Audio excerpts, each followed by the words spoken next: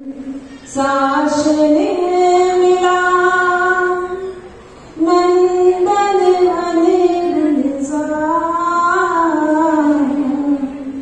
महाश्रमण प्रभु शासना हिला अजबे दरबार हिला अजबे दरबार। अहताओं के आलोक पूज्य आचार्य प्रवर के चरणों में पुष्पवंदन। अत्र विराजित साधु श्री कृष्णा कुमारी जी एवं सर्व साधुवृंद के चरणों में भाववान नैवेद्य अर्पण। सम्मानित मंच एवं उपस्थित सभी माताओं और बहनों को सादर जय जयंती। मैं सीधे अपने वक्तव्य पर आ रही हूँ क्योंकि समय की अपनी सीमा है और मैं निरंतर देख रही थी साधुश्री की टाइम पे एकदम परफेक्शन से चलने वाले हैं। कुछ ज्यादा भूमिका न बांधते हुए डायरेक्ट अपनी बात पर आती हूँ। मुझे एक टॉपिक दिया था नीलम जी ने, स्वभाव का प्रभाव। तो इस टॉपिक के बारे में बात करें उससे पूर्व मैं आप लोगों से कुछ बात करना चाहती हूँ, चर्चा करना चाहती हूँ कि गार्डन हम सब ने देखा होगा। गार्डन में हम सब जाते हैं वॉक करने के लिए, माइक पर वॉक करने के लिए सुबह शाम। तो गार्डन में ऐसी क्या खास बात होती है कि वो हमें इतना सुंदर लगता है, हमारा मन होता है बार बार वॉक करना है तो गार्डन में ही जाए। कोई आंसर कोई बता सकता है?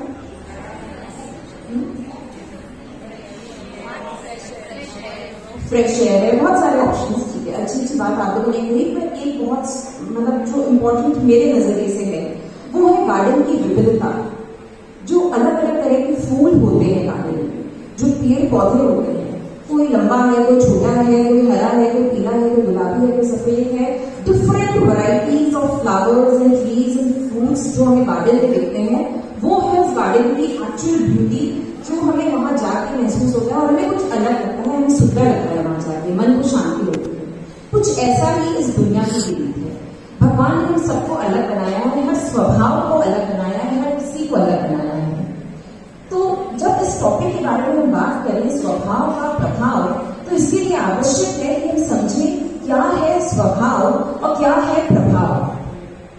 स्वभाव और प्रभाव दोनों में कॉमन शब्द है भाव। स्व और प्र दोनों इसके उपसर्ग यानी प्रीफिक्स है।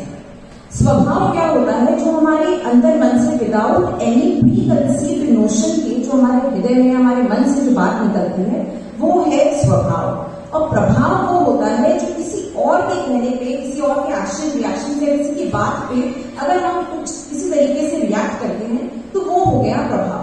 आपने कई लोगों को सुना होगा कहते थे कि भाई ऐसे तो मैं बहुत शांत हूं, पर अगर कोई फला आदमी मुझे ऐसा कह देता है तो मुझे गुस्सा आ जाता है।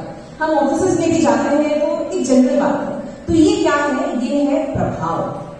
तो आज के सत्र में हम इस बारे में चर्चा करेंगे कि कैसे हम प्रभावों से बचें और कैसे हमारे स्वभाव को हम और बेहतर तरीके से जानें, ताकि हम ये समझ पाए कि क्या हमारे स्वभाव पे किसी नेगेटिव चीज का प्रभाव है। कभी कभी प्रभाव इतना गहरा होता है हमारे व्यक्तित्व पे, हमारे स्वभाव पे इतना गहरा प्रभाव होता है कि हमारा एक्चुअल जो नेचर है वो हम भूल जाते हैं। अगर मैं मेरी बात करूं तो मैं अलग अलग रोल्स प्ले करती हूँ। आप सब अपने अपने जीवन में अलग अलग रोल्स प्ले करते हैं। हम सब कभी माँ है, कभी बहन है, कभी दीदी है, कभी बेटी है, कभी फ्रेंड है, कभी समाज सेविका है। वैसे हमारे यहाँ भाई जितने भी है सब अपने जीवन में अलग अलग रोल्स प्ले करते हैं। अब इमेजिन करें कि हम एक ही स्वभाव हर रोल में प्ले करें, क्या वो पॉसिबल है? जो मैं अपने बच्चों के साथ बिहेव करती हूँ या अपने बच्चों के साथ जो मेरा स्वभाव होता है, जो स्ट्रिक्ट होने की आवश्यकता है, माँ का स्वभाव बच्चों के साथ एक शेर के जैसा होता है, शेरनी के जैसा। समय आने में वो बचाती भी है और कभी डांटना है तो डांटती भी है, समझाना है तो समझाती भी है। क्या वो स्वभाव मेरे माता पिता के साथ चलेगा? नहीं चलेगा। अलग अलग स्वभाव की आवश्यकता होती है। तो हमें इन्हीं स्वभावों को समझना है। एक स्त्री का नैसर्गिक गुण होता है, स्वभाव क्या होता है? समर्पण, ममता, प्यार। ये एक स्त्री के नैसर्गिक गुण होते हैं। पर आने वाले टाइम में या अभी जो टाइम आ रहा है उसमें बेसिकली कई बार हमें देखने को मिलता है इक्वालिटी के नाम पे जो हमारे बेसिक गुण है वो हम उन्हें कहीं खोते जा रहे हैं। जब मैं इक्वालिटी की बात करती हूँ, मेल इक्वालिटी की बात करती हूँ, तो मैं यहाँ बिल्कुल ये नहीं कह रही कि हमारी बहनें ना पढ़ें। मैं चाहती हूँ आप सीए बने, सीएस बने, अपने इंटरेस्ट के हर सब्जेक्ट को आप परस्यू करें, अपने भीतर की छिपी हुई पोटेंशियल को समझें, आप अंदर की छिपी हुई प्रतिभाओं को उजागर करें। वो सब आवश्यक है करना। कीमत ये नहीं होनी चाहिए कि आप आपकी स्वभाव को बदलें। एक जनरल सा एग्जाम्पल है, कई बार ऐसा भी करती है माताएं कि कई बार इस तरीके से बिहेव करती है कि वो अपने एम्बिशंस को अपने बच्चों पे थोपने लग जाती है। उसका प्रभाव देर सवेर हमें देखने को मिलता है। हमारे बच्चे जब उससे बिल्कुल एकदम नकार कहते हैं, स्वभाव पे हमें उसकी नेगेटिविटी दिखती है, हम जब भी उन्हें बात कहेंगे वो हमेशा रिएक्ट करेंगे उस बात पे, वो मानेंगे नहीं। ये इसी स्वभाव का प्रभाव होता है कि हमें इस बात को समझना चाहिए कि हम बच्चों से किस तरीके से बर्ताव करें। हमारा स्वभाव में माँ के जैसा कैसा होना चाहिए ताकि बच्चों को समझाए, हमारी अपेक्षाओं को बच्चों के ऊपर ना थोपे। प्रभाव पे अगर मैं बात करूँ, एक छोटी सी बात मुझे याद आती है कि हम सब ने महाभारत देखी होगी, अभी लॉकडाउन में तो वापस आई थी, हम सब ने देखी। तो महाभारत के अंदर द्रौपदी और पांडव का जो घर बना था उसे देखने के लिए कौरव आए थे। तो जो धृतराष्ट्र के बेटे थे दुर्योधन, जब वो इतने सुंदर महल को देख रहे थे तो महल की इतनी सुंदरता में वे खो गए और उन्हें पता ही नहीं चला, गिर गए।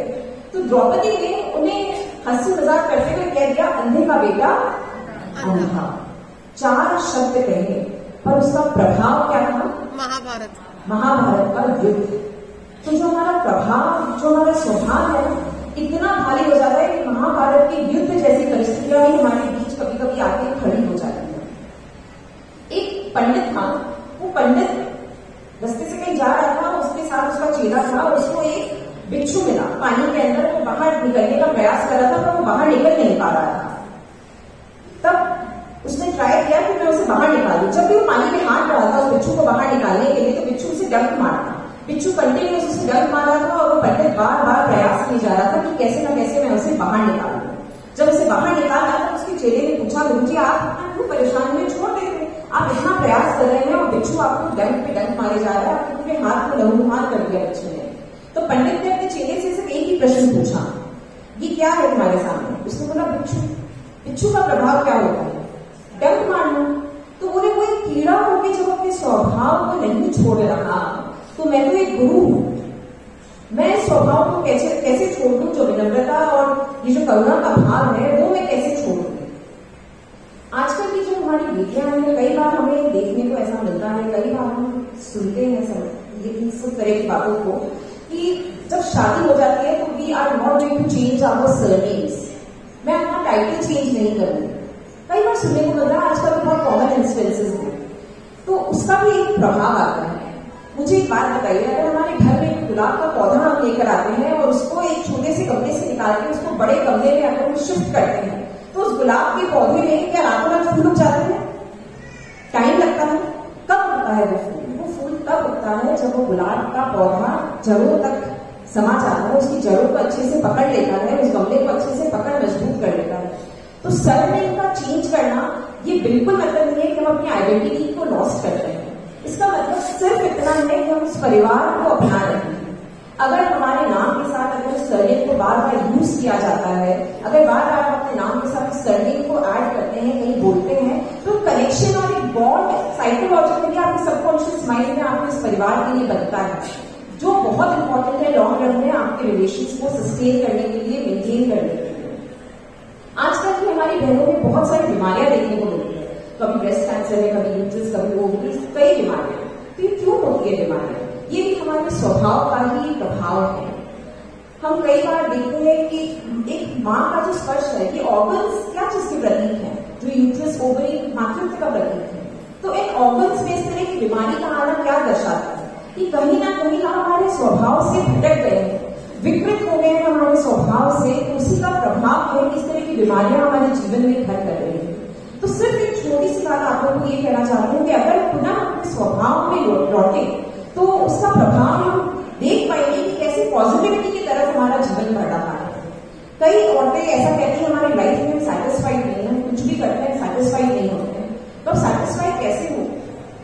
अगर एक पूरी भरी हुई मट्टी है कोई तो किसी की प्यास बुझा सकती है, अगर एम्प्टी है तो कैसे प्यास बुझेगी? हमारे बचपन में हमने देखा, हमारे माँ बाप ने, यहाँ जो मेरी एज के लोग हैं शायद हम उससे इस बात को रिलेट कर पाएंगे कि जो हमारे पुराने पेरेंट्स हुआ करते थे उनके पास बहुत ज्यादा टाइम नहीं होता था, क्योंकि ज्वाइंट फैमिलीज होती थी, बड़े बड़े परिवार, 20-30, 40-50 लोगों के परिवार हुआ करते थे, तो साथ में टाइम स्पेंड करना पॉसिबल नहीं था। पर हमारी माएँ हमें प्यार दिखाने में कभी कमी नहीं रखती थी। वो प्यार कैसा होता था? जब वो अपने हमें खाना खिला रही होती तो पूरा स्नेह, पूरा स्पर्श उस खाने में उड़े हुए। अगर माथे में तेल लगाते हैं अपनी बेटियों के, तेल तो कोई भी लगा सकता है ना, उनकी काया भी लगा सकती है, तो माँ ही क्यों, हमारी माँ ही क्यों? क्योंकि उनके हाथों का जो स्पर्श होता है वो हमें एहसास दिलाता है कि उनका स्वभाव, वो हमें प्यार करती है, वो हमें दर्शाता है कि उनके प्रति उनके मन में हमारे प्रति कितनी मातृत्व की भावना है। इन स्वाभाविक गुणों को अगर हम समझें तो शायद हमारे जीवन में आज के टाइम में जो रिलेशनशिप्स है या जितनी भी और हमारे आइडियोलॉजीज है लाइफ के अंदर, उनमें कभी कॉन्फ्लिक्ट्स और फ्रिक्शंस पैदा नहीं होंगे। उनकी कंपनी में बहुत एक्सटेंसिव लॉस हुआ और वो लॉस उनके सीईओ के कारण हुआ।